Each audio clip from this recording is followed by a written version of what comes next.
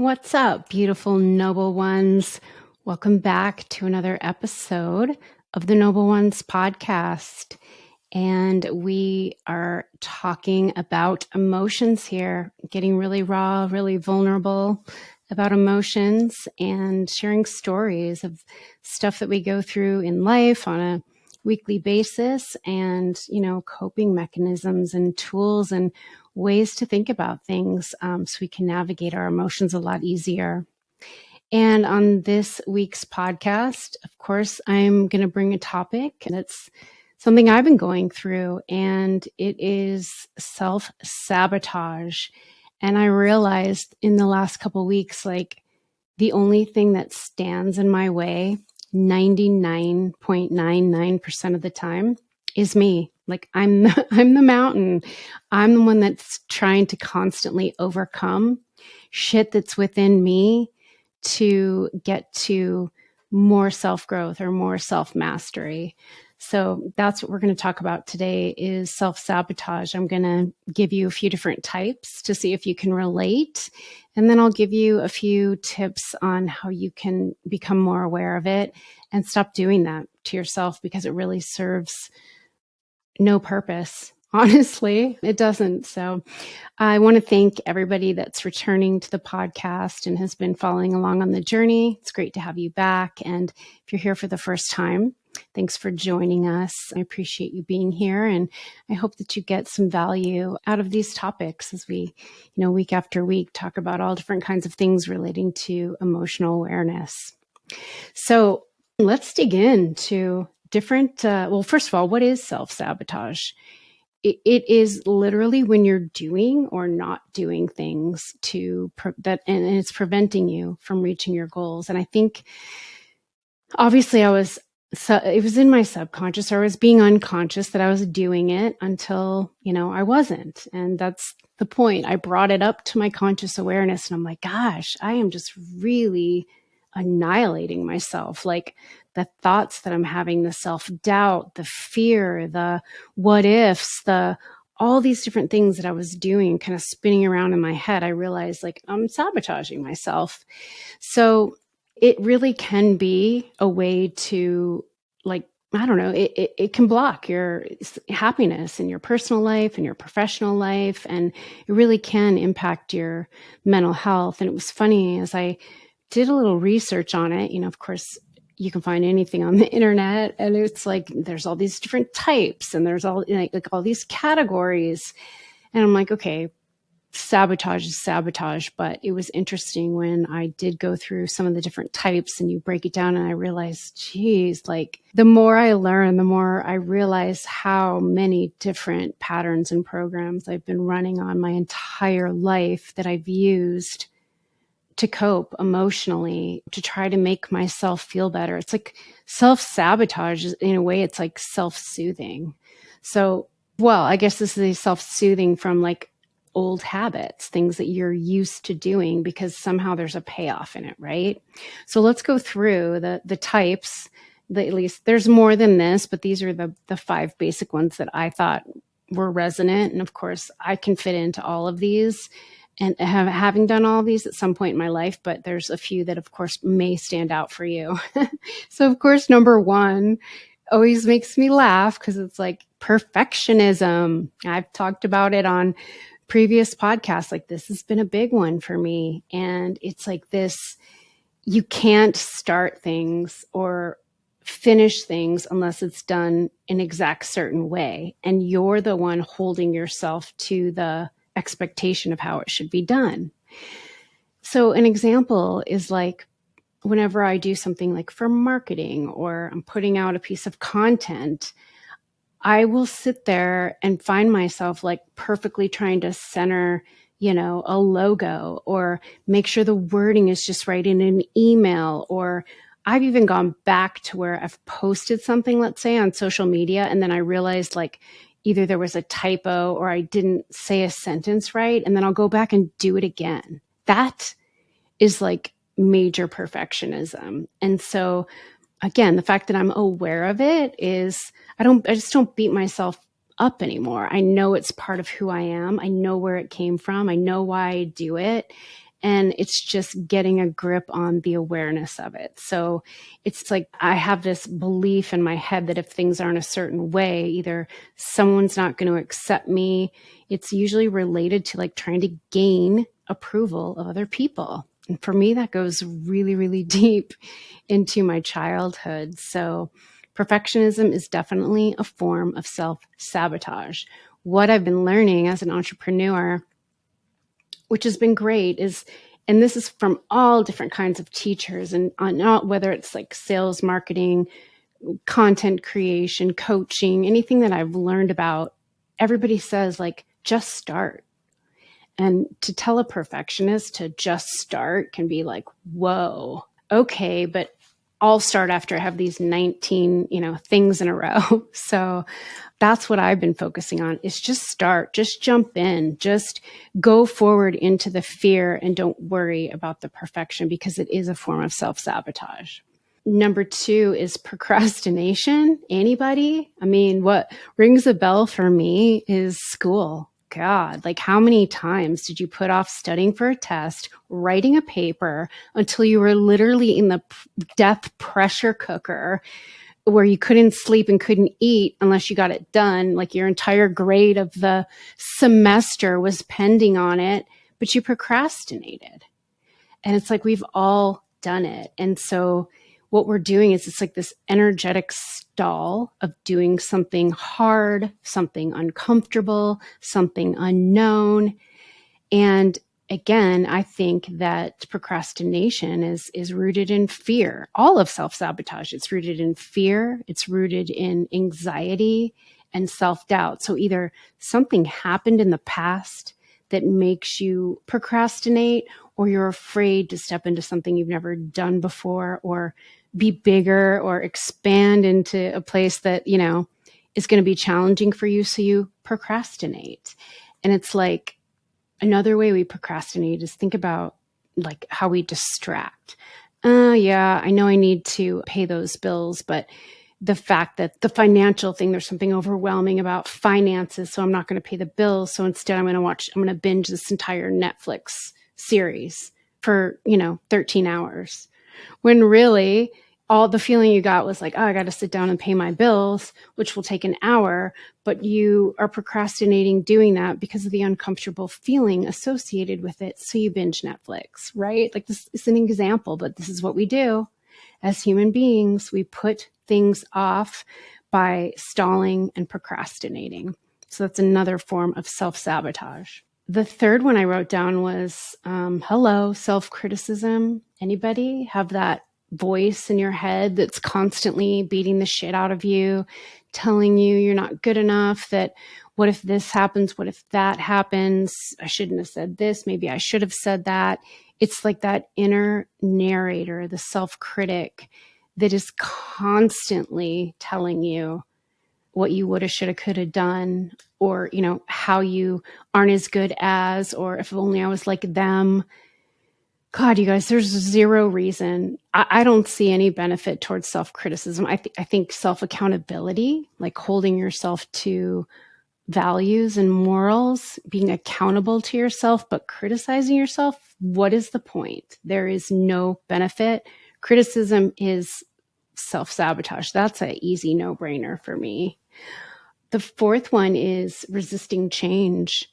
Wow, like people are stuck in their comfort zones. I've never seen anything like it. And especially right now, because like the world is changing. There's all this uncertainty. There's all this fighting. There's all this yelling and loudness about all these systems crashing and change and the argument and whose side are you on, that it's overwhelming. And so when you feel like you want to make a change and step out of something, it's just easier. I'm just going to stay where I'm comfortable, right? How many times, well, let me speak for myself. How many times did I stay in relationships way longer than I should have because I was afraid to make a change? How many times have you stayed in a job that you literally freaking hate? You go every day and you can't stand it. Like Sunday night rolls around and like you wake up Sunday morning and you're like, oh, it's still the weekend. And by like I don't know, after the second cup of coffee, you're like, shit, I got to go to work tomorrow. So you're dreading it. Okay, so you hate your job. It's not aligned with who you are. Change. No, it's just easier to stay in my comfort zone. It's easier to, I'm making money. I've got benefits. I've got retirement. I don't want to learn anything new. I'm too old. No one would hire me. All those voices come in again, right? And you're afraid to make a change. That's sabotaging, because the magic happens in growth. The magic happens in change. And the more you practice change and the more you get better at changing, the more you'll continue to do it, and it'll become more natural with you, and you'll jump in instead of being like, no change. So resisting change is definitely a form of self-sabotage. And another thing would be, sometimes we're like, yeah, I'm going to make a change. Like, I want to be healthier. So I'm going to join a gym in the next month, and I'm going to work out like 5 times a week, and I'm going to start eating good. And so you have these plans in your head that seem really good about the facade about how you're going to change, but then you don't actually implement it, or you don't take the steps towards it. That's self-sabotage. You're just being resistant to the change. And then the last one I wrote down is poor self-care. And like, we all get in spaces and places and times and periods of our life where we can't stay to the routine. We're trying to do all the things. We're trying to exercise and eat right and be a good friend and be a good partner and, whatever it is, like all the things that we think we should be doing that are going to make us, quote unquote, live our best life and be good. Sometimes we let go of them. But when you're self-sabotaging it, you're kind of doing it intentionally because there's some payoff, right? Like, I studied exercise and sports science in college, and I've always been into sports and all that. So physical fitness is just normal for me. It's comfortable for me. It's part of my life. It's changed over the years, the different things I've done. But for some people, they never really took that on as that. And to me, I'm like, why wouldn't you move? Like, we were born to move. We're human beings. Like, way back in the day, like, you had to get up and go hunt for your food and like spear fish and shit like that. You were made to move. And so to not take care of yourself physically, it doesn't make sense. It's a form of self-sabotage. And then you've got like your eating habits. We're not all going to eat perfect, but there's so much information out there by now that the basics of not taking care of yourself and fueling your body, your energy, that's your brain power. That's your energy. That's your life force, is what you eat, how you move, how you sleep, your sleeping patterns. So we're talking about, like, if you have the resources, which anybody that can get online or get themselves to a library or talk to another human being that might know, you have resources at your fingertips if you're resourceful to optimize your health physically, mentally, and even spiritually, right?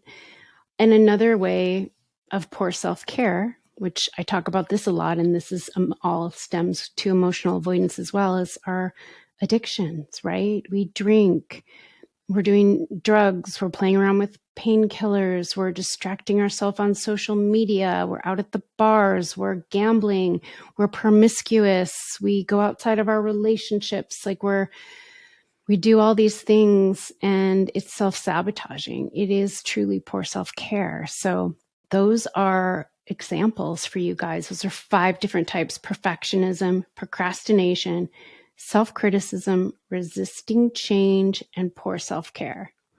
I'm sure that at least one of those resonates, if not variations of all of them. For me, I was like, yep, I've done all of those at different times in my life for different reasons. And it's, again, just kind of coming back to yourself and being aware of it. So that's what we're going to go into next, is how do you stop it? How do you stop self-sabotage? And, any of these emotional topics, it's like, we're never going to, I don't think, perfect it, but emotional awareness, it's just what I'm always going to preach about. When you become aware of the things that you're doing as a result of the past, or, being stuck in the past, feelings and emotions subconsciously associated with the past, or that fear of going forward into the unknown, emotional awareness is literally your key to freeing yourself from that. So what you're going to do is just notice, I'm self-sabotaging. I'm literally sitting here thinking about how bad of a person I am, and it's making me feel like crap. Like, that's awareness. I'm doing it. That's why I'm talking about that this week, because I realized things are shifting for me a lot right now. And I started to sabotage myself because the direction I thought I was going in is turning and it's out of my control. And so what do? I start beating myself up because the direction I thought I was going in didn't work. And being the self-sabotaging perfectionist, you know how hard I work to try to perfectly make it go in that direction. And now it's not. So you can see like how my habits almost create that reality of self-sabotage. So I became aware of it. What did I do next? I accepted it. I literally sat there for a couple of days and I cried. I let myself feel all the feelings of what it felt like to basically, I won't say loss, but to not have the outcome that I thought I was going to have, and that it was okay to feel that and to not be hard on myself. Like, literally just accept it. Just own it. Just know that, you know what, it's okay that you are feeling that. It's almost like this form of grief when things change and shift. But moving into a place of like self-love and compassion is truly how you accept that wherever you're at, it's okay to be there. So that's the second thing I did. And then the third thing I did is, okay, where are these beliefs coming from? That, I'm not going to get to where I want to go, like with my vision for, different areas of my life. Where is it coming from that I think I can't get there? It's me. I'm the mountain. And that's the topic of this podcast, is like, you are the mountain. The only thing that's standing in your way is you. So I had to sit there and extract out, where did those beliefs come from? And they're always, always in the past, or in my fear of stepping forward into something I've never done before.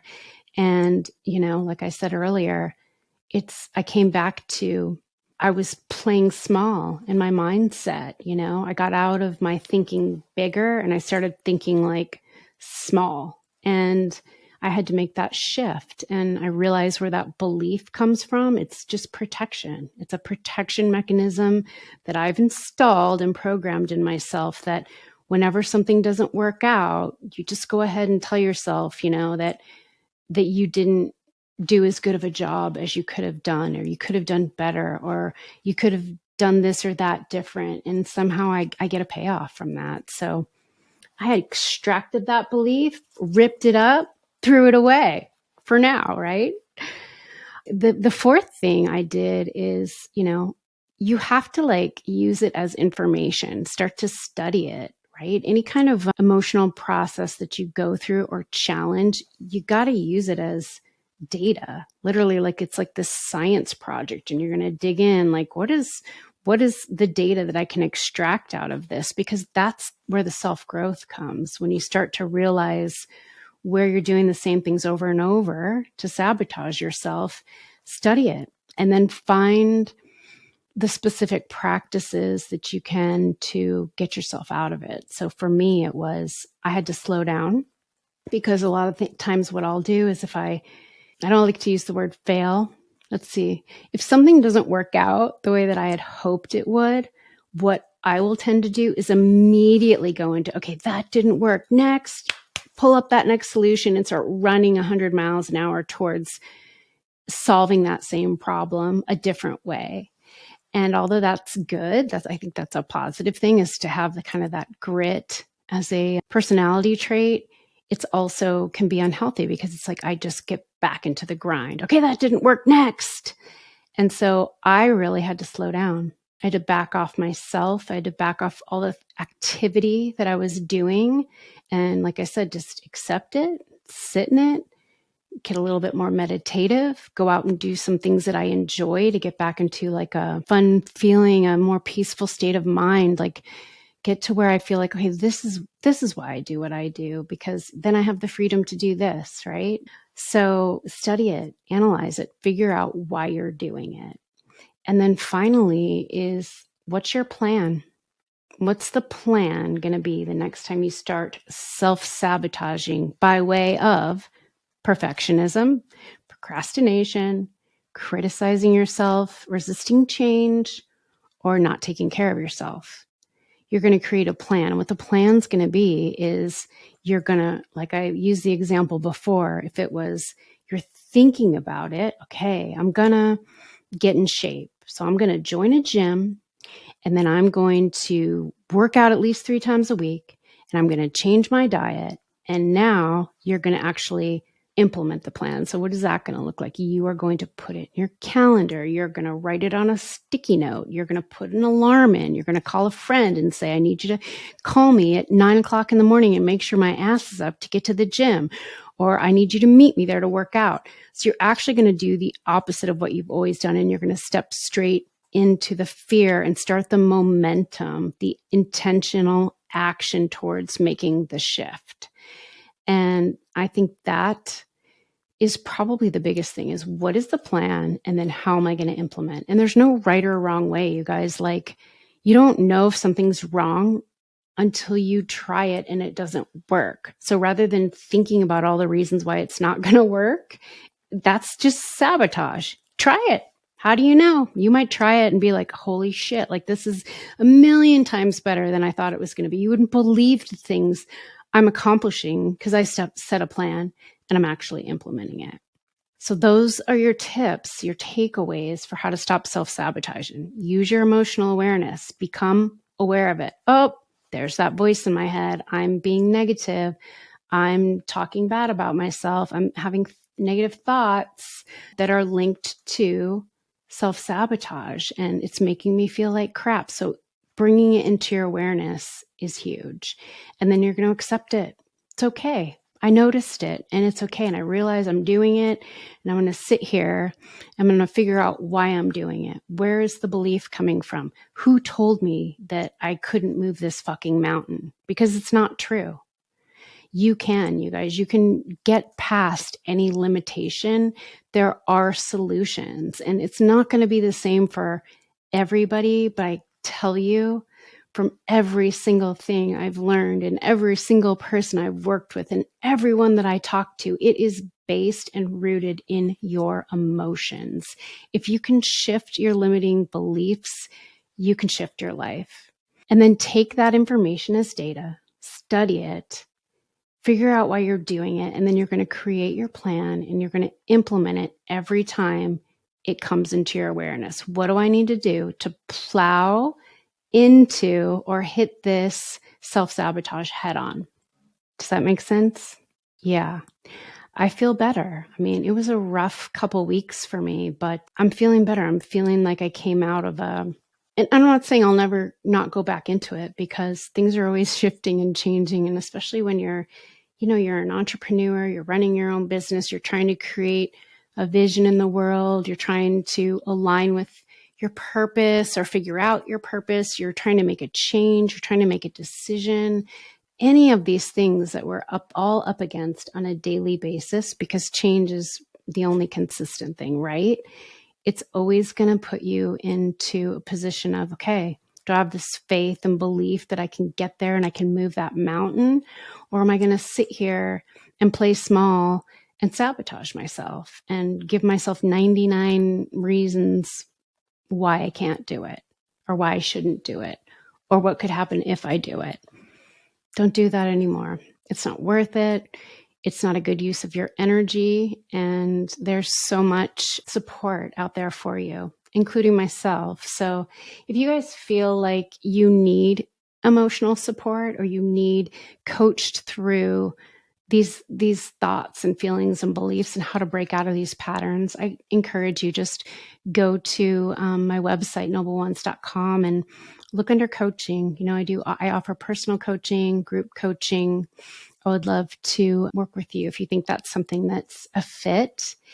And I just thank you so much for being here on this journey with me and joining the Noble Ones community. And if you found this valuable, follow the podcast, leave a review. I think you can leave reviews on Apple Podcasts and Spotify, and definitely share it with a friend. Just let people know that whatever they're feeling, wherever they're at in their life, it's okay to be there. And this is a safe space to come and just see what resonates with you. And maybe it will get you on a trajectory to kind of peeling back all those layers so you can become a higher version of yourself. And until next time, Noble Ones, I love you so much. Take care and stay noble.